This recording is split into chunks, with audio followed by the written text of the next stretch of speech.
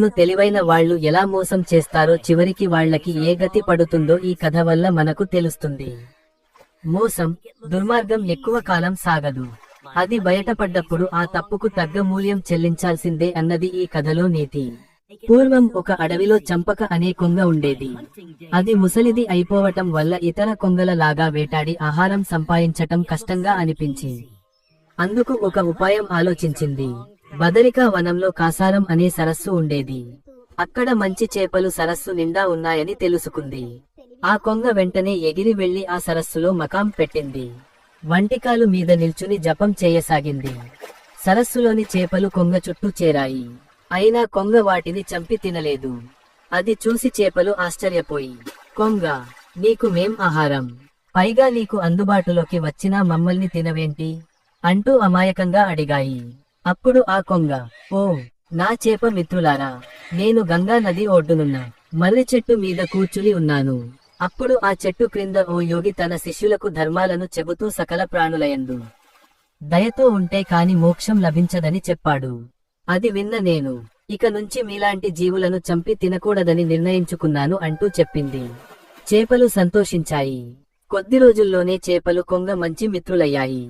ఒక రోజు ఉదయం చేపలు నీటిపైకి వచ్చేసరికి కొంగ ఏడుస్తూ కనిపించింది.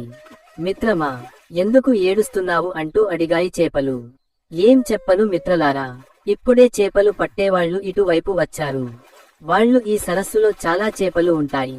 త్వరలో వచ్చి ఈ నీళ్లన్నీ తోడేసి చేపలు పట్టుకుందాం అని అనుకోవటం విన్నాను అని బాధగా చెప్పింది కొంగ. కొంగ మాటలకు చేపలు భయంతో బిక్కచచ్చిపోయాయి. ఇప్పుడెలా అని చేపలు మనసులో భయపడసాగాయి.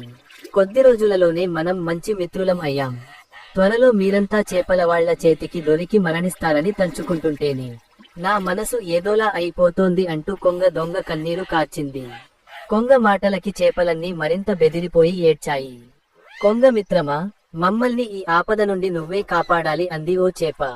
అయ్యో, నేను ముసలి కొంగను మిమ్మల్ని ఎలా రక్షిస్తాను? అయినా ప్రయత్నిస్తాను. ఇక్కడకు దగ్గరలో ఉన్న కొండలలో నాకు తెలిసిన సరస్సు ఉంది.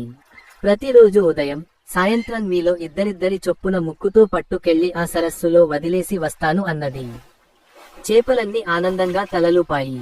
ఆ రోజు నుంచి కొంగ ప్రతిరోజు ఉదయం సాయంత్రం రెండు చేపలని ముక్కుకు కరుచుకుని వెళ్లి కొంతసేపటి తరువాత ఖాళీ నోటితో తిరిగి వచ్చి తీసుకెళ్లిన చేపలని క్షేమంగా మరో సరస్సులో వదిలి వచ్చానని చెప్పేది. కొద్ది రోజులు గడిచిపోయాయి. చెరువులో చేపలు సగం పైగా ఖాళీ అయిపోయాయి. అదే సరస్సులో జంతుడు అనే ఎండ్రకాయ ఉండేది. దానికి కొంగ చేపలకు చేస్తున్నది మేలు కాదు కీడు అన్న అనుమానం వచ్చింది. ఆ విషయానికి చేపలకు చెప్పి మరనాడు తను కూడా వెళతానంది. అవి సరే అన్నాయి. ఒక రోజు కొంగ, మిత్రమా, ఈ రోజు నా వంతు నన్ను తీసుకెళ్ళు అన్నది. ఆహా, రోజూ ఈ చేపలను తిని నా నోరు చప్పబడిపోయింది. ఈ రోజు ఈ ఎండ్రకాయతో విందు భోజనం చేసుకుంటాను అననుకుని సరే అంది కొంగ. ఎండ్రకాయను నోటికి కరుచుకుపోయింది. కొంగ మిత్రమా, నన్ను ముక్కున కరుచుకుంటే నా కొండె నీ కళ్లలో దిగబడే ప్రమాదం ఉంది, అందుకని నీ మెడను కరిచి పట్టుకుంటాను అన్నది. కొంగ ఇది ఒకందుకు మంచిదే అనుకుని సరే అన్నది. ఎండ్రకాయ కొంగ మెడను పట్టుకున్నాక కొంగ ఆకాశంలోకి ఎగిరింది.